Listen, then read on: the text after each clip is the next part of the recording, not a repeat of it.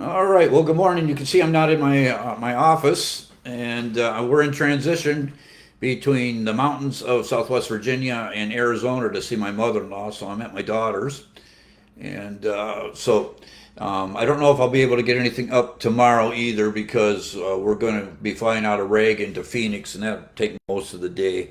So, but I should be back on board on the 20th. All right.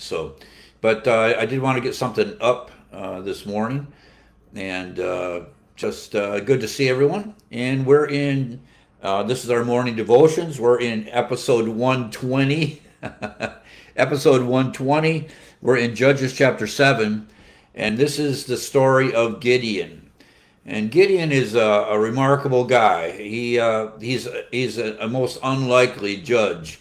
He's hiding out when the angel of the Lord comes to him, and he's looking for he's this is where you get the idea of putting out the fleece, because he says, I want the fleece dry and the ground wet. I want the ground wet and the ground wet and the fleece dry, and then the ground dry and the fleece sopping wet. He's looking for this kind. He's looking for signs. And when he's all done, he makes this ephod and he creates his own little religion. Gideon is just God uses him, but if you want a guy that's never much of what we'd say a hero, it's this guy. It's Gideon. But anyway, he wins this big victory, and he wins this big victory when all the tribes are fighting amongst themselves. It's in this context where the big tribes wonder why they're not invited, and the smaller tribes are being belittled. I mean, it just turns into a bureaucratic disaster. When you think back what was happening with Joshua and Moses, this is just settling into backbiting and quibbling and who's the big dog. I mean, all of these things happen. Anyway, the one cool thing about Gideon is in the preceding chapter, and I didn't do a devotion on this, is that he takes his father's oxen and he goes and pulls down the altars of Baal, which I think is a remarkable thing, because that was going to be like capital punishment. I mean, he pulls down the altars of Baal, builds an altar unto the Lord, unto Jehovah, sacrifices the oxen on the altar, and when everybody gets up to go to Baal worship in the morning, the grove and the altars all tore down, and they say, "Who did it?" And they go to Gideon's dad, and I love this. That whole exchange there in the preceding chapter is wonderful. The whole idea is, listen, if Baal is Baal, let Baal take care of his own business. He doesn't need you to do it. Isn't that great? If you have a false god, let him take care of it. Of course, because there's no such thing as a false god other than the authority that worshipers assign it. There's no such thing as Baal. There's no such thing as an idol. It's just man projects an idol, and then man projects his obedience to this thing that he projects. It's nonsense. But that's what men do. They create idols, and then they follow the things of their own creation. Anyway, as a result of him tearing down the altar of Baal, his name is Jerubbaal. They call him, I mean, here it's Jerubbaal, which in verse 32 of chapter 6 means, let Baal plead against him. Jerubbaal, let Baal plead against him. I mean, if Baal's got a problem with his altar getting torn down, then let Baal take care of it. Let Baal make the case against them. I mean, I love that. There's absolutely good reasoning. Appeal to something that can't respond because somebody else in their imagination thinks it's a real thing, and then just wait for an imaginary thing to respond. Genius argument here. Well, anyway, in chapter 7, this is where we have the great story of the 300. And just some of the details here. The Midianites are raiders, and the Amalekites are raiders here. They're down in the valley. And it says, Jerubbaal, who is Gideon, and all the people that were with him, rose up early and pitched beside the well of Harod. So the host of the Midianites were on the north side of them by the hill of Morah in the valley. So they're on a mountain, and the Midianites are in the valley. And the Lord said unto Gideon, the people that are with thee be too many for me to give the Midianites into their hands, lest Israel vaunt themselves against me. I put down in my notes, this is one of the reasons that the Lord keeps us humble and weak. Because if we did not realize that we could not do it in our own strength, we'd take the credit for it. That's what this is about. And so I'm thinking of the Apostle Paul, because he has this thorn in the flesh, and all God says is, my grace is sufficient for thee, and my strength is made perfect in weakness. And that is the key. And we don't like that. God's strength is made perfect in my weakness. In my inabilities, when anything goes right, everybody says, well, it couldn't have been him, it must have been God. But we like the idea that they say we did it. You see, we like our names up front. And God says, no. When you look at the Apostle Paul, apparently he wasn't much of a preacher, but he was a great writer. The Gentiles call him like a sower of seeds, of weeds. I mean, they really belittled him, and because of this thorn in the flesh and by his appearance and really not a good talker, I mean, it humbled him. But he's one of the geniuses of the Bible that God used in a mighty way, because it was in his weakness that he was strong, and it's going to be in Gideon's weakness that we're strong. So what I'm trying to say this morning for our morning devotions is embrace your inadequacies, embrace them. I remember when I was in college. One of the kids that I was there with, he's a grown man now. We were the same age, so he's a grandpa now. They gave him grief because he couldn't put a message together. And at college, when he's 17 or 18, these crazy people at the college, which is now gone, Baptist Bible College in Pennsylvania is now gone. Clearwater College is now gone. These people that were there back then, of an institution that does no longer exist, told my buddy that he was in the wrong business, even though he believed God had called him to preach. Now, I don't know what happened to him, but if the Lord's called you to do it initially when you're 17, how good were any of us? And then have some of these doctors and these professors say, oh, you're in the wrong business. I mean, to this day, see, I'm telling the story. This steamed me, because God uses everyone, and He uses those who might not be the best orators, like Paul, to plant churches. All right, he might have been a great debater. I don't know where. I think his name was Dan. I don't know where he is. I've lost track of all those guys. This is a long time ago. This is back when I was 17. I mean 18. I'm not even 20 back then. But that whole idea that you have to demonstrate this, or we're just going to cut you off at the knees because we're the college. And now those people, I don't know where they are, but the college is gone. And I hope Dan has been serving the Lord all this time. Anyway, it's weakness that God uses. We are broken vessels. We are earthen vessels. But contained in this earthen vessel is the glorious gospel of Jesus Christ, right? The whole idea is not be seen. May Christ be seen in me. Hide me in the blood of Jesus Christ, that as I speak, only Christ is seen. That's the idea. So, and this all rolls into my whole idea about how I'm tired of name droppers and all these people that talked about themselves as disciples of religious leaders in particular denominational organizations, that they're followers of this guy. Oh, is that right? I remember one guy, doesn't matter. They called him Moses. Yeah, they followed him like Moses. Oh yeah, in the New Testament, this stuff is really irritating to me, because you're supposed to be a follower of Christ. You're supposed to hide yourself in Christ, that as you minister, Christ is only seen. That's the principle laid out here. So it doesn't say the number here, but I got to listen to this. If you come down here to, it says in verse 2, it says, if you don't get rid of these people, they're going to say, mine own hand hath saved me. That's in verse 2. We didn't need God. We had enough to do it ourselves. You see, this is the crowd he's working with right here. This is tough. This is tough. These people think that after they've been trounced by the Midianites, that if you just give us enough time, we can take care of it ourselves. No, they're not going to get anything done without God. So then it comes down to verse 3. So he says this is what God tells Gideon.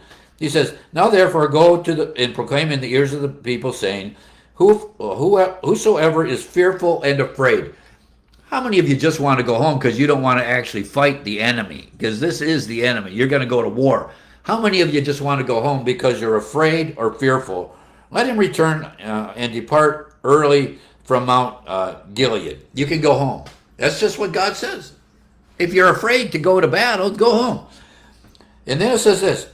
It says, and there returned of the people, listen, 22,000, and there remained 10,000. That means of 23,000 people that showed up.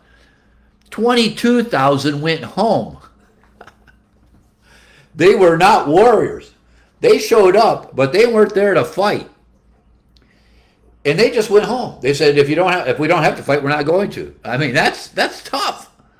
Who's going to win the victory now? So now there's 1,000 left. 1,000. And you would say, if you got down from 23 to 1,000, 23,000 to 1,000, that should be enough. You're taking on the whole Midianite army. That should be enough. Oh, no. This is how deep-seated the arrogance of man is. Maybe if we won with 23,000, people would think we hadn't won the victory. But 1,000, no. Oh, no. Even with 1,000, God is going to make the case here to Gideon that even if it's 1,000, because of the arrogance and the pride and the self-centeredness and the self-righteousness of people, even if it's 1,000, they're not going to give glory to God because there was 1,000 of us that did it. It was still too many. That is an indictment of the nature of man. Man is going to have the preeminence over everything, even at 1,000 against the whole Midianite army, which were like grasshoppers. I mean, there's so many of them. We're still going to think we won. I just want you to take this to heart, all right, about how much of the work do we actually get done in the flesh and how much of it really is of the Lord, all right? Because these folks are taking the credit. They're going to take the credit for everything. God knows their hearts. He says, no, you still have too many at 1,000. He goes back. He goes on. And the Lord said unto Gideon, the people are yet too many. After 22,000 went home. Bring them down into the water, and I will try them for thee there. And it shall be, and listen to this, I love this, because God's going to choose the ones he wants to go with them. God does the choosing. Man doesn't do the choosing. Man's never done the choosing, even though they think they do. They don't. God does it. God does the choosing of those that he wants to serve him in these special capacities. And I'm thinking, especially like in the ministry, in full-time Christian ministry, churches think that they chose their pastor when they didn't. No, God put them there. And it's wise for the church to understand that the reason the pastor is there is because he is God's appointment to that congregation, not because they voted and you got 99%. And to think, well, we did it. Oh, yeah. No, it's just, that is just as pathetic as this, don't you think? That they did it. No, they didn't do it. God says, I'm going to decide who's going to serve me. It's right here in verse 4 of Judges chapter 7. I will try them for thee there. I'm going to test them. He says, and it shall be that of whom I say unto thee, this shall go with thee, the same shall go with thee. When I say these are the ones, those are the ones. And of whomsoever I say unto thee, this shall not go with thee, the same shall not go. And there you go. Hey, Gideon, leave it up to me. I got a test. I'm going to point out the ones I want. I'm going to do it, God says. It's all these I wills. I mean, this is like deep covenantal language. I mean, we're not making a covenant here, but he's saying God's behind all of this. Who do I need to get this done? Who does God need to take care of this with Gideon, all right, as Gideon leads? So he goes on. And so he brought the people down unto the water. Okay, he brought them to either a lake or a stream. And the Lord said unto Gideon, every one that lappeth of the water with his tongue as a dog lappeth, him shalt thou set by himself. Likewise, every one that boweth down upon his knees to drink. Here's the two things. Lapping like a dog. That is, you don't bow your face into the water. You reach down and you lap it out of your mouth. The whole idea here is if you're going to be in warfare, you want to keep your head up. You never want to turn your eyes down and take your eye off the horizon. Because while that's happening, you're going to come up and you're going to be killed. So you reach down with your hand and you lap it out of your hand and you're saying, boy, how much water can you get that way? Right? Keeping your head up and doing this. You're saying, well, it's a lot easier if I bow down and put my face in the water and just suck it up. But if you're bowed down on your knees and you're sucking the water out, then you're vulnerable. I mean, as far as being a warrior goes, you got to drink it slower this way, but you're not going to lose your life because you keep your eyes set. Your head is still on a swivel while you're getting a drink, where those that are on their knees with have their face in the water are vulnerable. So that's going to be the distinguishing factor here. So you got 1,000 of them, and they're all going down there, and they're all going to get a drink. That's all. This is the test. And so it goes on. And the number of them that leapt, putting their hand to their mouth, they leapt, putting their hand to their mouth, were 300 men. Of the 1,000, 300 did that. They brought the water up to their mouth so they could keep their head on a swivel to see the horizon, so they weren't going to put their own lives at risk in battle while they're trying to get a drink. That's what's going on here. And it says there was 300, but all the rest of the people bowed down upon their knees to drink water. They got down and like they put their face in the water. Okay, so they can't see anything but the top of the water while they're getting a drink.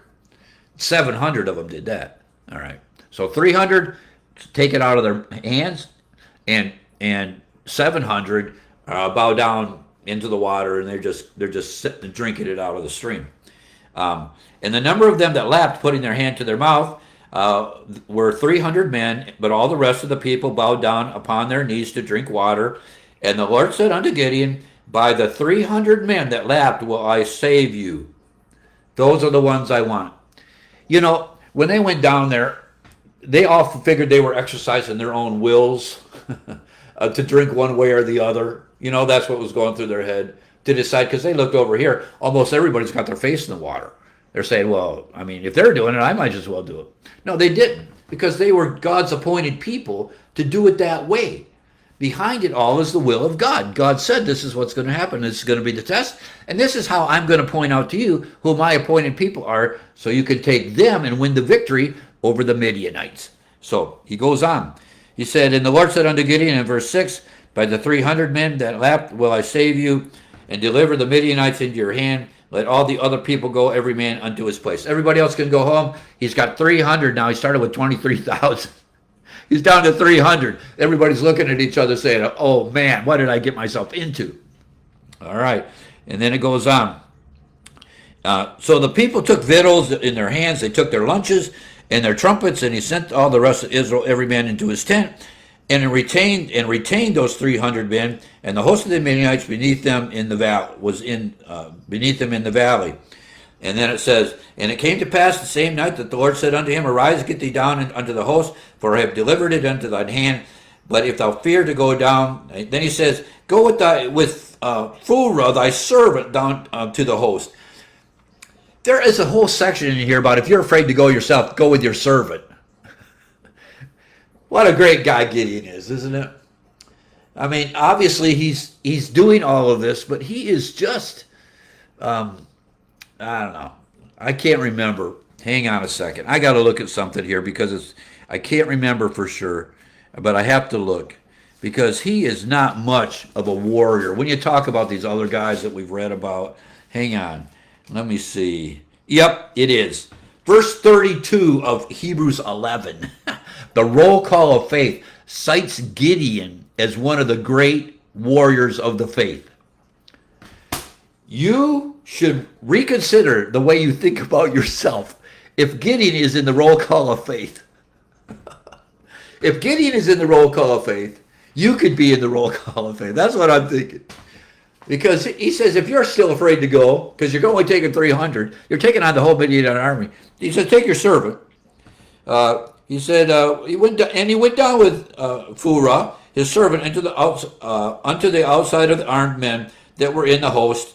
And the Midianites and the Amalekites and all the children of the east lay along the valley like grasshoppers.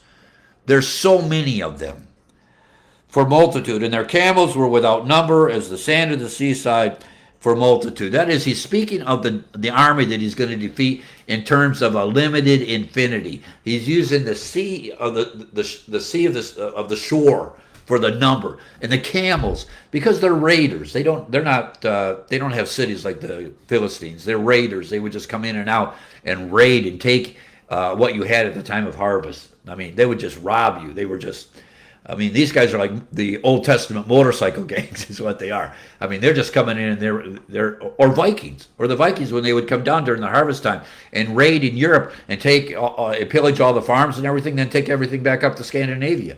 That's what these guys are, all right, in the ancient Near East here in Canaan.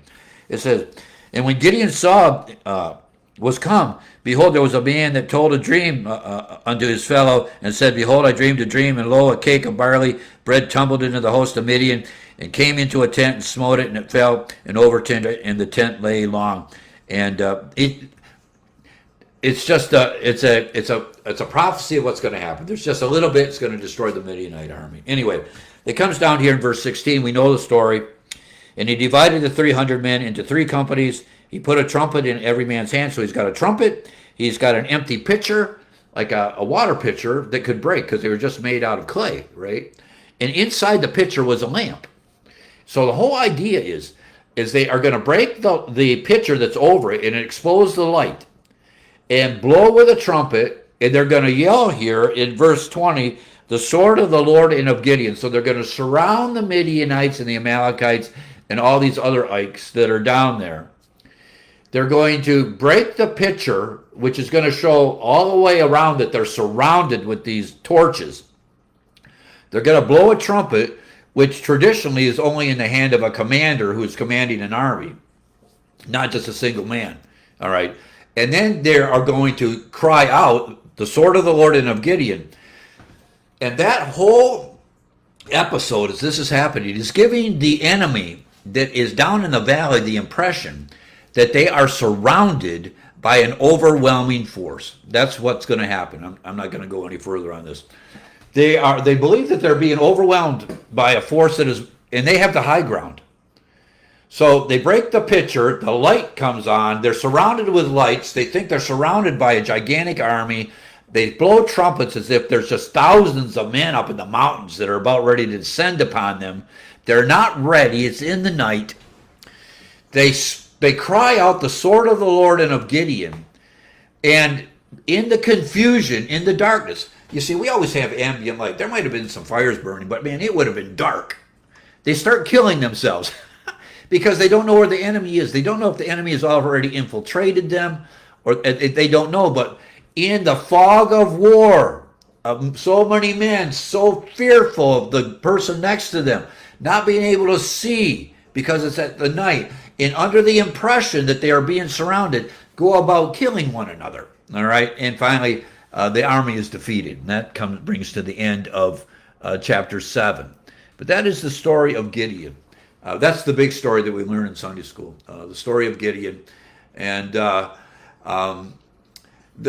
it's just remarkable. I think the things that God puts in His Word. Let me see if I had something else here. Anything else? No, that was the big stuff. So here's what let me just close with this. This is what we can take away from this. One is that Gideon is no hero, but God uses him in a mighty way. And he's in the roll call of faith with all the heavy hitters. He's in there with Abraham and Moses, all right, and Gideon. All right. So what we know about Gideon is all of this, even the way it's portrayed here, is he trusted in God. He believed God to do all of this. And it was a frail man that trusted in God to get this all done. Not some big heroic person. All right. He's no Joshua. All right. He's no Caleb. All right. But he's Gideon. He's a judge. And God uses him in a mighty way here. And he's in the roll call of faith as a very, very imperfect man. All right. He gets the job done because he trusts God. And that is what we have to offer the Lord as well. In our imperfection, we are required according to the Word of God. We're commanded by the Word of God to believe in Him, trust in Him, obey His Word. Yep. And so I think for me that's the big takeaway when it comes to Gideon. And the idea here that it's built in us to take credit for ourselves when really it's the hand of God. It's really the hand of God. I mean, when we come to the end of our lives, I mean, we better not sit back, especially, I have to tell you, today's my birthday. Pretty good, huh? I was over at my son's last night. We had a great time. But, you better not come to the end of your life and say, the reason that I've been blessed this way is because I made a whole bunch of good decisions. We might have made good decisions, but we made good decisions only because it was the grace of God in our lives. God is the one that we give credit for, all of it to Him. Right? Because we have a tendency to say, well, yeah, If it's 23,000, we'll just take the credit for ourselves. Well, if it's 1,000, we'll just take the credit for ourselves. But I think the principle is there: if you don't humble yourself before the Lord, no matter who you are, you'll take credit for yourself. That's where this goes. All right. 1,000 is made up of a whole bunch of. There's 1,000 ones. 1,000 ones. There was 23,000 ones. Okay, we talk about it a number, but there's a one, and so it takes 1,000 ones. And I don't want to be one of those ones that would go back and say, "Yeah, we won because we were here together. We made this work." So just a couple of things to be mindful of. So I'll try to get back in the groove again on the 20th. Tomorrow's we're moving, getting a ride up to the airport, and then be in the air. I don't know, from Reagan up in D.C. It's not actually in D.C. It's on the Virginia side of the Potomac, but I got to get up to the Reagan, and then you get into Phoenix, and then by the time I get to my mother-in-law's, and then we're going to be there till January, something like that. All right. Well, Lord bless you. You have a great day, and Lord willing, I'll see you on the 20th. Okay? All right. We'll see you. Bye.